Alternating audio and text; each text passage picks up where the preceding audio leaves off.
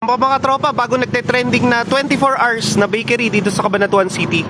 Kung tawagin ay Bonete Bread. Ayan.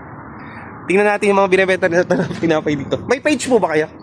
May page po ba yung Bonete Bread? Meron din, ano? Ito yung mga binibenta nila dito na mga tinapay. Ay, favorite ko yan, ah. Alembong yun, ah. Alembong pangal. Ay, may egg pie. Ano tong bilog na to? Malaking ano ba yan? Ay, mona yun, ang laki. Magkano ganyan? Magkano? 90 pesos ito, yung malaking mona na ganun, ano? Tapos yung pandesal nila dito, 3 for 100. Ay, hindi, 3 for 10 pesos pala.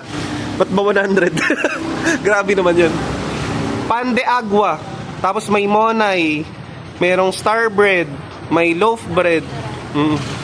Dito naman na merong creamy Spanish bread. Pandesal.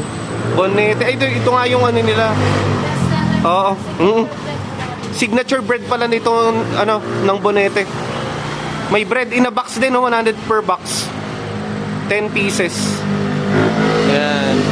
Ano yung lasa ng Bonete bread? Parang hopya ba siya? Hindi po. Iba po yung hopya. Tikman natin, ha, para ano, para malaman natin yung lasa ng Bonete bread. 24 hours po. Yung Bonete, yung signature bread, mamaya pa po. Mamaya pa pong anong oras po? Mga 1:30 AM, ano? Ayan. Ano pangalan niyo po? 1:30. Angela. Angela, ayun, oh, makikita nyo sa dito, sa Bonete Bread. Open 24 hours dito sa Cabanatuan City.